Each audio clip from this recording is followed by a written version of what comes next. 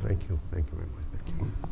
So, so really delighted to be back again on stage with two very esteemed speakers. So I'm going to use this opportunity to ask a few questions. But I really want the audience to engage, so we'll keep going back to the audience for questions as we move along. So just think through your questions, raise your hands, and we'll keep coming back to you.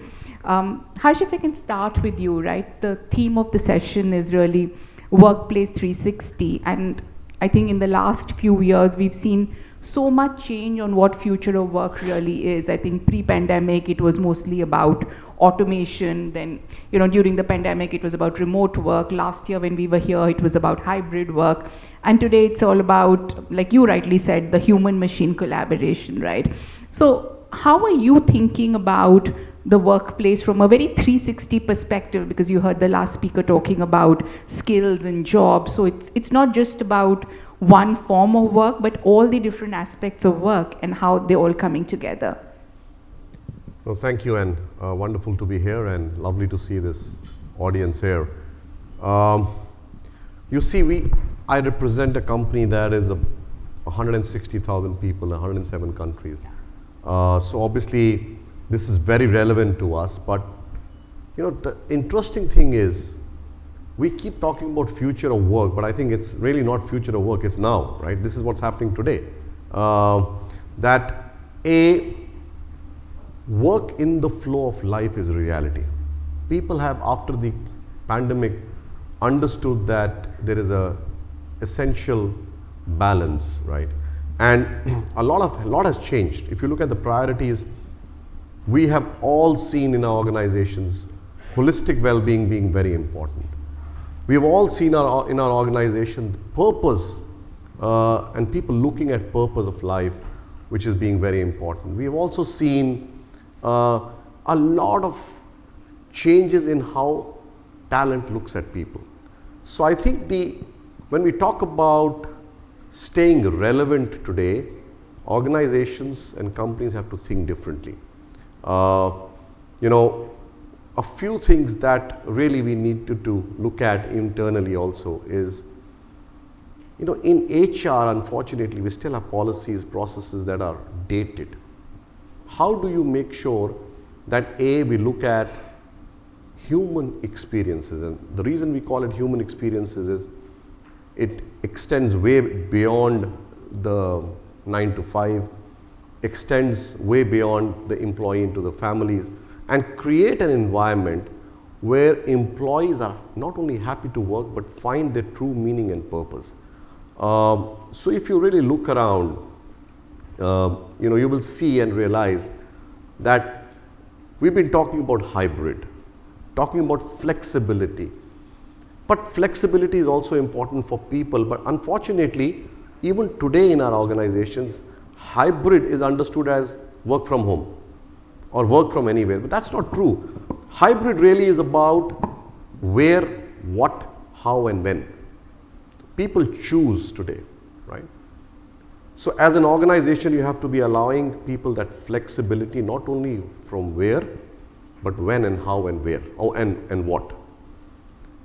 The whole thing about machine and humans working together is a reality. At TechM, we did this 5 years ago. We had our first non-human HR employee 5 years ago. Today we have plenty of them. They are humanoids that do the L1 work, which none of the HR folks really want to do. So the big change really is tech and HR working together. And mostly you'll be surprised to know that tech companies are worst at it when it comes to internal tech talent in HR. So I think in TechM, as you would probably see from social media and read, there's a lot of tech enablement in various things. And I was talking to Sangeeta and Gopa saying, we don't use ID cards, we have facial recognition, right? And it got so popular that many passport controls and immigration companies bought it. Never intended for that, but we have no IJPs, we have bidding systems which are totally automated on an AI tool.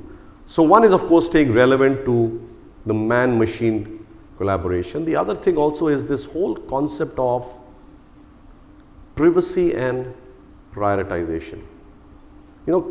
Because of COVID and because of hybrid and because of virtual, the lines have got so blurred that the balance between privacy and prioritization is extremely important for people as you go forward. And finally, gig working, a lot of folks have been talking about it. I think it's a serious thought that a lot of companies are giving. We have our own big gig working company. Happy to talk about that, but really today people choose to come back into the work environment in the way that they want to. Whether it's ladies who've taken a break, whether it's retired folks, or even your regular employees. So I think the only big thing that we talk about in our organization is technology is an enabler. Moments of truth are still human. So how do you use technology to create those moments of truth and create those human experiences which make you stay relevant? And if you're not relevant, you'll be wiped out in what's going to come. Lots of very interesting points, Harshan. I like the emphasis on the human part of it because it was always human resources, but somewhere along the line, I think bringing that focus back on saying this is about people, this is about individuals, and how do you really customize and build for that? Gopal, was to come to you, right? You represent the business side of the organization, and how do you see this whole paradigm of workplace 360 and future work or work today? Because I think I fully agree with Harsh, we really don't know the future. If we don't plan for it today, you're not going to be building for tomorrow. So how are you seeing this pan out? Let me start off by saying thank you, great to be here. And I can't stop saying this, we were a few months back, we were at the GCC conclave, and again meeting everybody face to face, interacting like this after 2 years of doing. I think NASSCOM did a great job of having these virtual events, but getting here together, I had an opportunity to meet Harsh for the first time, Sangeeta for the first time. Great, and I think it kind of leads into what we are discussing today because of the changes we are seeing around the expectations on workplace, workforce, etc. But I think when we look at the way forward, one of the biggest things is we are today looking and dissecting a lot of the things that we thought were basic and in place.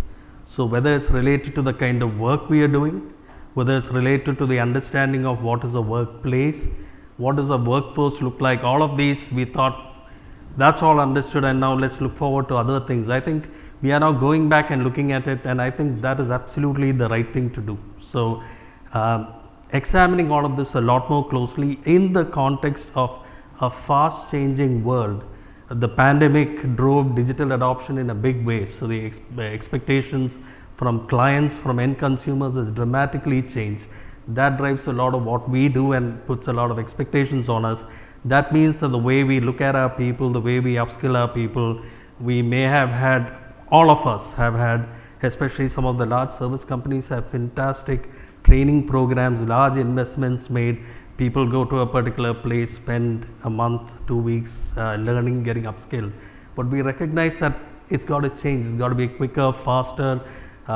Earlier, Harsh and I were talking about some very interesting ways that Tech Mahindra is incentivizing training that looks different from the way it was done earlier. So I think a rethink around all of these, a more nimble approach to this, a more federated approach to this, all of this while looking at something that we took for granted for many, many years, which was the well-being of our employee. We'll give you an office, we'll give you work, come and do your work, and we'll do the best to make it a nice place. I think what COVID, the pandemic and all of that taught us is that well-being of employees is something very important, and I think all of us have a focus on that too. So I think learning, responding to the market, making sure that our people are in a workplace that is welcoming, which gives them opportunities. I think we go back and look at all these basics and get them better and better. And I think the other good thing is we as a community have come together very well to discuss these and learn from each other, and I find each of these interactions very enriching to do that. That's very helpful. So, rethink, but also don't forget your basics, right? So Gopal, if I was to build on that, right, are there one or two examples that you could give either from your organization or what you've seen that in some ways is reshaping or rethinking or really enabling the employees to better connect with the organization? Yeah, training, I think, or learning, I'm not going to use the word training because it has a certain connotation, but training itself has moved over the years from something that is very prescriptive, you got to do these programs in this number of days, etc., to something that is far more ingrained into your day-to-day experience in office. So we have a host of things that we do, which are, for example, we have something called Tech Thursday, where we have internal or external experts coming and speaking on a topic of interest. People can participate if they find the topic of interest. Opportunities to have online training, other forms of training provided to them. We have innovation programs that are run all the time.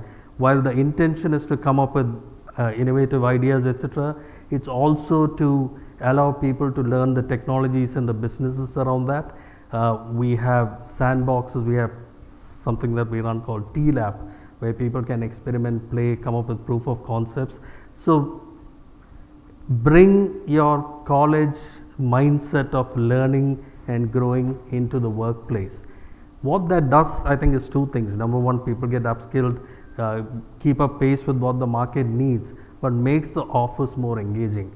And I know possibly that's something we are going to talk later down the line, but when we want people to come back to office, we want office to be as much fun and rewarding as possible. And the great thing about, I think, our Indian professionals are, they are very aspirational. Nobody wants to come and do what they are told to do and go away. I'm sure we all have conversations, people saying, what training programs do you have? How do I develop? How do I do other things?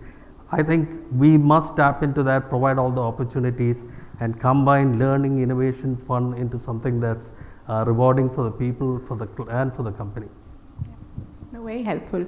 So Harsh, if I was to build on the last point of Gopal's thing about how do you make the office more meaningful, and I'm going to take a minute to take the HR lens behind it, right? If I'm a HR manager, I have to do my regular work and now have this added responsibility of making coming to the office more meaningful, right? So if you are an HR professional in your organization or any other, how do you rethink your priorities, right? Because you still have to do what you have to do, but this has become equally important, if not more important, right?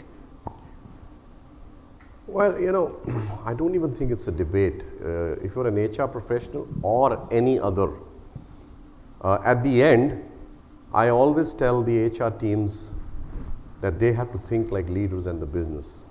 And I don't think today, especially in IT, where your 64% cost is people, you can afford to think as HR folks. And the basic job of leadership is to make sure the people are not only engaged, but they are truly aligned to what the purpose of the company is. And I think things have really changed. HR folks, and how many HR folks here? Oh, okay. Almost everybody. Right. Think about it. Are you still doing what you were doing pre-pandemic? Are your processes still the same? Are you still catering for example, your incentives, are they still 1 year annuals, or have they gone more agile? I think as HR folks, when we came back, we said, what is the customer looking? Customer, you have to build an organization that is anti-fragile. What is your employees looking? All of you, when you go home, you have these cool gadgets you work with, right? It's all omni-channel, all frictionless. You do your payments on UPI, you do all the cool stuff, and then you come to office and then you have to swipe a card, then you have to go in and do all kinds of writing in the register. It doesn't work. So the experience that an employee has to have to be really engaged has to be very similar to what is a customer-like an experience or a user-like experience. And we have used tech for that. And I'll give you a few examples. Why people love to come in. During COVID, we are not a healthcare company, by the way, but we came up with an AI tool which was called, it was a small box, and it was called mHealthy. Your COVID tests were 60% accurate. mHealthy was a prick, but it was AI driven, it had millions of data points, and it could accurately predict up to 98% of accuracy whether you are infected or not, or even if you are not showing any signs. And we used it for our employees. I went to office every single day of COVID, right? Because we just did a 5-minute prick, the results came in 5 minutes. The good thing is people suddenly said, it's a company that reacts positively. It's an IT company, but we won the Healthcare Tool of the Year award, which was never intended again, but very relevant. So the idea is to stay relevant. We have no ID cards, I told you. We have facial recognition, which is also how you enter the office, and from there to payroll is untouched by hand, but it also judges about 8 moods of the individual. It is completely GDPR compliant, but guess what? While most companies still do annual surveys, I get the report every single day on my desk on the mood of a particular location.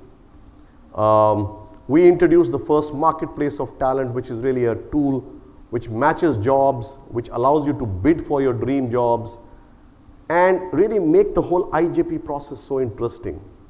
All our hiring happens on Metaverse. I can do 100 interviews at the same time where people think I'm actually speaking to them. So the reason I'm giving you these examples is make work interesting for employees and make them feel as if it's really cool and they want to come back to work. Second, I think you have to change processes of whether it's performance management or I talked about the incentives, or it's the other HR processes. You'd still have to also be the same agility of HR processes that the business is showing. And for example, when the whole great resignation was happening, at Tech Mahindra we were coming down in attrition. We are the lowest attrition company in the industry.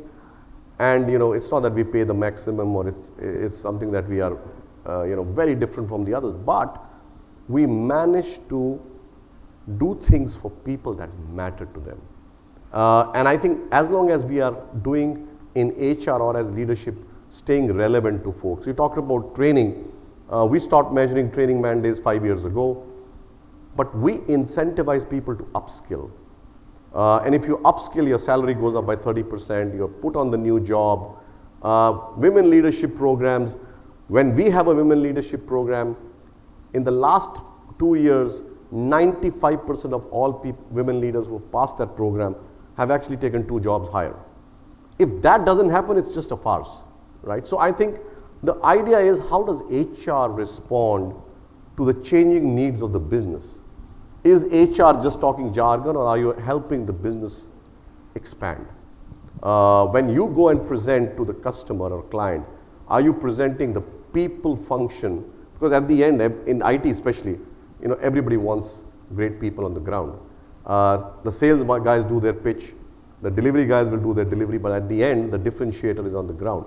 So I think, please introspect, look at every single HR policy, processes, and ask yourself if they are relevant.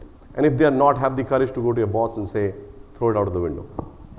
That's great points, Harsh. So Gopa, how are you thinking about the hybrid workplace, and what are the differentiators you are building in really? So Sangeeta, we are a Fortune 100 company, a global payments fintech player, a leader in the market. We are in one of the industries that's going through a high pace of change. So all of us have been personally touched by the way the electronic payments industry is changing dramatically. And we have clients all over the world who are seeing that change. And an industry that's particularly subject to a lot of regulatory scrutiny, industry that has a lot of cyber security requirements that need to be robustly met. And most importantly, innovation on a day-to-day basis to keep pace with our clients' expectations and to keep ahead of the market.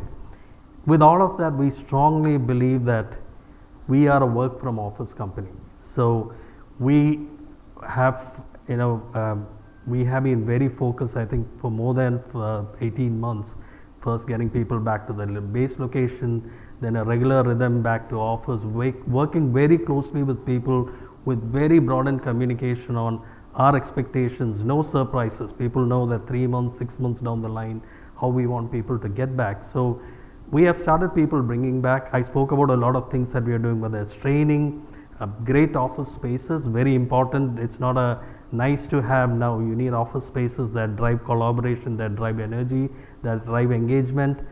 All of these coming together, making office inviting, making the office environment inviting, and then getting people back to office has been a key focus for us. So flexibility always existed, and that is something we deeply respect. People for various reasons need to occasionally work from home, and that's always been there, and it continues to be there. But we find that it is most effective, productive when teams come together. Every time we meet like this, I think Visavi, we did it on Teams and we do it here, the impact is so significant. That's exactly the case when you're working on the kind of work that's being done. So I think it's been a good success for us, especially in India. I think the adoption of coming back to work has been impressive. Our people are coming back and loving it. And I have some personal observations. For example, number one, I personally find that I am far more effective when I come to work. Maybe I don't clock as many hours as when I did at home, but the hours that you spend in office are focused on work. When you go home, you are kind of now free to look up, other than the odd phone call, you are still free to concentrate on your family, quality time with your family, as opposed to having that day where you work from home. Other thing is, again, an observation I have had when I meet with various groups of our lady employees. I think in the Indian setting, and I'll be a bit light-hearted here when I say it, but the man of the family will say, my work is starting, go and lock the door, and he's inside taking his calls. Women may continue to have responsibilities around, the kid wants something, and more likely the kid wants a mother to help, something in the house needs to be done, etc. So there are many pulls that they have. I find a lot of women also love coming back to office. One of them said, it's my me time when I'm back at work. But what I think teams are more productive, effective, and as human beings we work very well close together, but with flexibility as required. I'll come to audience questions, Gopal, but just a follow-up question, and I fully agree with you that I think women want to come back to work. I'd seen all these articles around companies are mandating return to office, and hence women employees are leaving. I think that's a disservice to women, right? It's just assuming that women only want to stay at home and work. I mean, I think women want equal opportunity, men want flexibility. So I think some of that is really misconceptions. But one thing that we have to really start rethinking. I think in HR and in our companies, this artificial thing about branding by gender, right, has to go. Actually it's not two genders, it's three genders, and we have to recognize that firstly. We still talk about this man-woman thing, right? To me, it's a completely unacceptable thing. It has to be three genders. Secondly, I think the flexibility truly is about whatever and whoever you are. You should have the right to choose where you want to work. You should have the right to choose how you want to work, and you should have the right to choose exactly what you want to do. And if you have that, you're a man, woman, or a third gender, makes no difference. Human beings are human beings at the end, and you have to treat them like one. The other thing that I would just, sorry, I know I'm interrupting, but I just try to add that be true to who you are. When we talk about our employee value proposition, we say freedom to explore. And the reason I always say it is, I give my example. I'm been with IT only 11 years. I've never worked in IT before. I'm not an engineer. And I've run a business. I've run marketing. I've run HR, supply chain, RMG. Freedom to explore. And when people talk about values, and I'm part of the Mahindra Group, we always do that. But guess what? When the times are tough, there is no layoff. You heard all these 10,000, 12,000, 20,000 people being laid off. None from Tech-M. So be true to who you are. And if you are living who you are, people will believe you. Employees are intelligent. Treat them as intelligent people, right? And this artificial, sorry, but I'm a strong believer and I don't like it when all the women leadership program only have women in it, right? I totally agree Yeah. with that, right? I think we have to stop. We need some interventions, but they don't have to be so That's correct. That's targeted correct. based on just a cultural or a social context, right? If there are any audience questions, please raise your hands while I'll just ask a follow-up question to Gopa.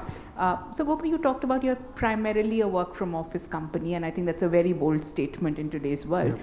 How do you use that when you're attracting new talent in the organization? You know, as I said, we are all learning through this journey, and we haven't anticipated all that happened, and we still are charting our way. But this has not been an issue for us in attracting talent. We make it very clear up front, and these questions do come. And I think I think a lot of it is driven by what our clients want. A lot of our clients are working from their locations for the responsiveness, for the quality of work, Security, all of that. yeah. Yeah, they expect us to be, and our clients are the big banks and financial institutions all over the world. And so therefore, this is the way we want to go about it. We make this value proposition very clear, and I would say that that has not been a challenge. I think there are a lot of people who still subscribe to this way of working. Like I will repeat this again, the fact that there is flexibility where needed is very important and a big part of this, but bringing talent on board has not been an issue. That's very interesting. Are there any audience questions, or I'll okay, there's a question here. Can we just get a mic? Hello, my name is Shweta. I just have a question, like bringing people back to office. So it could be a challenging thing for startup companies. Probably for well-established companies, it could be easy. But how do we handle this for startup companies? You know, it's very interesting you say that. It's actually the reverse. And I'll tell you why. Because in a large company, and you know, again, I agree with Gopa, it's what fits the company. For us, for example, unlike many other IT companies, we've never asked people to come back. Never, ever, not even once. Okay, but it's a philosophy, right? I think what we have to understand is, what is flexibility all about? If there is even if you're working in the office and there is a lady with a small son or a small child, what is the flexibility? I'll give you an example. My EA has a 6-month-old son. He comes to office every day in the morning at 8.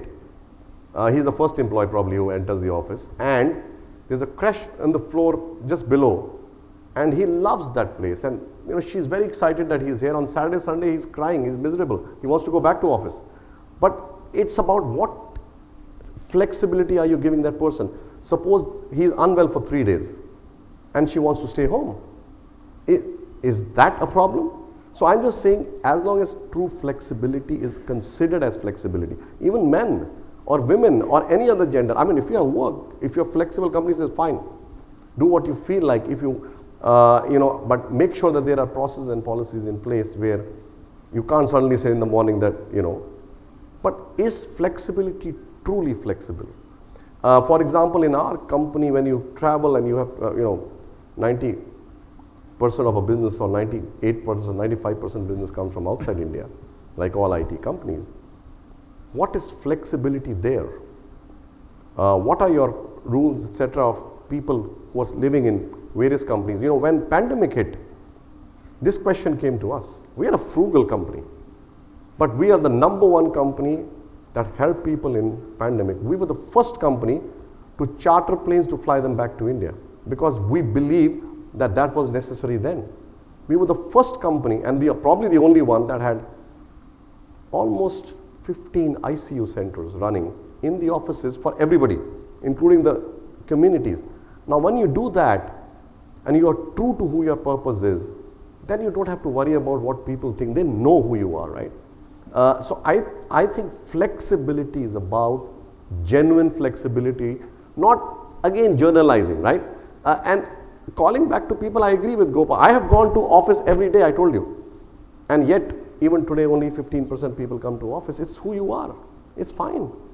And I would say, when we journalize flexibility, I think we are looking at the what the policy document in the book of the company says, not real flexibility. I know we're going to be out of time, so I do want to ask the critical question on future of jobs. I'm going to just take this and then try and come back to you. I think with the advent of generative AI and the acceleration and the continuous pace of change, there's so much hype, reality, and focus on saying, what will it do to jobs, right? If your productivity is going up by 30%, some examples of 70%, whether it's a customer agent in a BPM company, or it's a software coder, or it's a software tester, yes, it will augment existing jobs, but it could potentially also disrupt jobs, right? So I have my own perspectives, but I really want to use this opportunity to hear from you, Gopa, first on how are you seeing these technologies pan out? And I know today it's generative AI, tomorrow it may be something else, but technology is real and it is coming to the workplace. How are you seeing this reshaping jobs and new jobs? So earlier when we were talking, I was mentioning something that today, this year is the year that the internet was open to the general public 30 years ago. So this year, 2023, so 1993 was when the internet was opened. When the internet was opened, I think the intention was that research institutes and the like could access research papers and material for their work, see how it's transformed our life. And I don't know whether there were many people who foresaw how it would change the world that it has today. So some of these technologies we are talking about, generative AI, I think there's a lot already happening, right? When I talk to companies who are offering us services, I don't think there's been a presentation in the recent past where there are solutions that are being shaped up, whether it's around software development, around client handling, call center, every aspect. I think we are seeing generative AI coming to life in a real way. But we know this, we are touching the edges of a big journey that's coming up ahead. What that impact will be, how that will change, I think it's going to be significant, but most conferences we are in, we do talk about this now, and we'll keep learning and growing. I think the way I see it is the fact that these technologies are coming in presents opportunity for the biggest talent market in the world, which is India. So it's going to drive a lot more work around different kind of technologies, and the opportunities that is going to create is going to be immense for the company, IT talent and other related talent. So for the foreseeable future, I think the nature of work will transform, but the opportunities will just multiply significantly. And the other fact, kind of as an aside, as we know, a lot of the world, the working population because of aging is shrinking, right? Most of the large economies, there are more, the population is aging, there are less young people, more older people. Guess which is the only large country in the world where the young population continues to be significantly larger than the aging population? It's India. So a lot of what these technology provides in terms of opportunities, solutions for use cases, I think is going to be driven from here. What does it mean for all of us? Make sure we are upskilling, getting our people up the curve, so we are prepared for those opportunities, and I have no doubt that we'll do that. Your views, Harsh, and I think we So have how last many people have question used here. ChatGPT or generative AI here? Can we have a show of hands? No, that's the reality that all of you have, and it is a reality which is true, right? That whole curiosity is so much, but I think what's important for generative AI is how do you use it? My mom uses it, and she's a judge. I mean, she uses generative AI. I'm talking about millennials. I mean, she's 80, but it allows us to do things which are different, real value added. Who wants to spend all their time writing a letter for an application, right? Let generative AI do it. But it's important for us in our offices, in our organizations, to demarcate roles which are meant for the machine and roles which are meant for human beings. And I think it's time that we started doing it today. And the reality is we can close our eyes and say we don't know generative AI, but look at how many people are curious about generative AI. Our customers, and everybody is, right? So I think it is disrupting, and the pace of disruption will increase as you go forward. But today, everybody wants to try this. Now, how big it will finally become, time will tell. I know we have a last question here. Can we quickly get the mic, please? And we'll keep this quick, please. I know we're out of time. Thank you.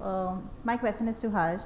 So when we say that employees should have the right to choose where to work, when to work, and how to work, how do we as HR leaders convince business that this will not impact the deliverables or this will not impact the project, which are also very competitive in nature? That's a great question.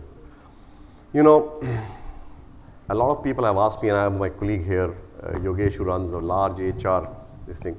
Everybody's asked me, how have you managed to, you're on marketing. Have you never seen this combination of marketing and HR and supply chain? And I tell them, when marketing was available, I told my boss, I said, are you crazy? This is about people, that's about people. I want to do this. Right? And he said, okay. And, we've been running it for 5 years. We are the fastest growing IT brand now in the top IT companies. Then, 2 days ago, I got a role which is the president of the entire APJ region, which is $1.5 billion. Right? The reason is, because I said, I want to do this. I've run this earlier, but, how many HR folks are really wanting to first wear a business hat and say, I can do it. First, if we don't even believe ourselves that we can do an impact business. Second, I think talk about business in their language. Don't talk HR. For example, when I went for my boss 5 years ago, I said, our plank will be diversity and inclusivity. We'll be the #1 company for women to work. And he said, but why? I said, because that's going to make you win more large deals than anything else in the world. And he said, really? And that got him excited. Now, had I told him, no, it's a great thing to do, it's the right thing to do, sometimes we will be known. You have to talk the language. And I can tell you for sure that especially in this industry in IT, people is the only differentiator that you have. And HR today has that huge position where you can leverage and run a lot larger than what you think you are. The only thing that I would tell all the HR folks is have the power to dream big and have the power to believe in those dreams and then give wings to fly. But the point is, don't talk HR language in a business which is people. Thank you so much, Harsh and Gopa. This has been a phenomenally interesting discussion. I know we could go on for another hour, but I know we are out of time. So really appreciate the comments that we've been shared. I hope you're around for a little more time, so I know a lot more people would want to talk to you. But thank you all for being a great audience, and we'll be available outside for any discussions and comments. And back to you, Justin. On that note, once again, Sangeet. For more content on tech and leadership, subscribe to NASSCOM YouTube channel and press the bell icon to never miss an update.